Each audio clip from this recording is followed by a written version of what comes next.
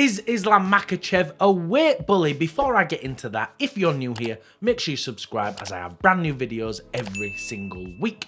So it has been a consistent narrative around Dagestani fighters, especially Team Khabib, that they have extreme weight cuts. And to be honest, I always thought that was true myself. If you look at fighters like Khabib and Islam, they have always looked incredibly gaunt during weigh-ins. And of course, there was rumours that Islam illegally used an IV to rehydrate back at UFC 284. Whether the IV thing is true or not doesn't really matter at this point, but the rumour that they have extreme weight cuts might not be true at all.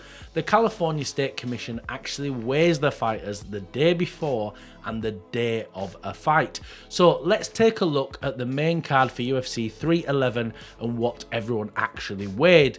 So if we take a look here, Islam weighed in at 154.4 pounds and had a 15% weight increase, coming back up to 178 pounds. Arno came in even bigger with a 17% increase and a weight of 181 pounds on the night.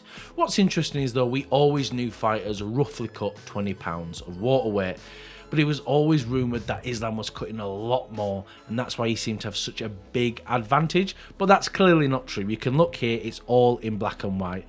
And obviously we can't talk for Khabib and whether he had a drastic weight cut or not, but if we take a look at the co-main event, we can see a very similar story with Umar.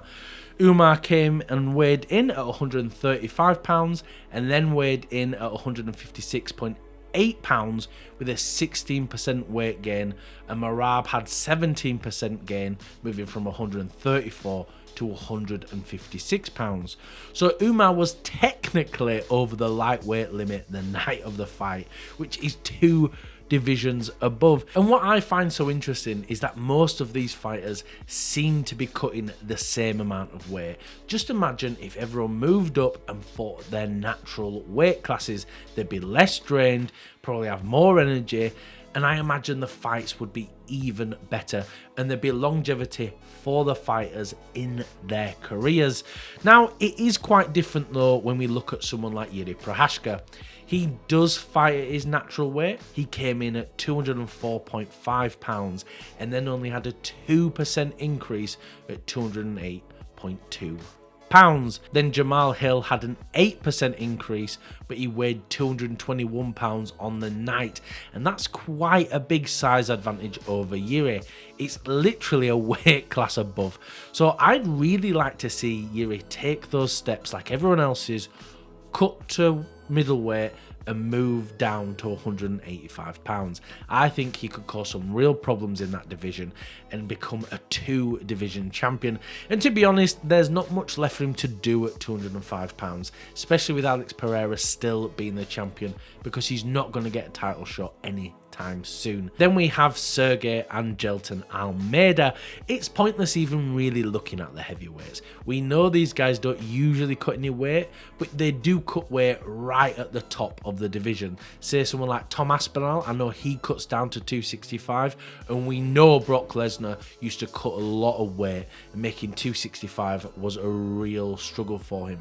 So it'd be quite interesting if the UFC ever made a slightly bigger division, but I can't imagine them doing that. And in the opener, we had Derrida versus Kevin Holland, and what's insane is Derrida weighed in at 212 pounds, which is more than Jiri Prochazka did in the octagon, who fights a weight class above. It's further proving that Jiri's fighting at a real disadvantage compared to everyone else, and he had an incredibly successful career still. And I just think in the opener we had Derrida versus Kevin Holland, and what's in the opener we had Derrida versus Kevin Holland, and what's insane is Derrida weighed in at 212 pounds, which is more than Jiri Prochazka, who fights in a weight class above. This is just further proving that Jiri fights at a real disadvantage compared to everyone else, and he still had an incredibly successful career. So I really would like to see him move down, and maybe that'll happen one day. Then taking a nose at Kevin Holland, he only had a 4% weight gain, moving from 183.5 pounds to 90.4 pounds. Kevin Holland has gone down to welterweight before, and I really think that division is what he should stick at. I don't know why he keeps taking these dumb fights and going up a weight when he doesn't need to, but like I said before, I'd like everyone just to fight at their natural weight, and then they don't need to worry about having this advantage, but that's never really going to happen unless a hydration clause is brought in like one championship. Thank you everyone for watching. If you can like, comment and subscribe, it really does help the channel out.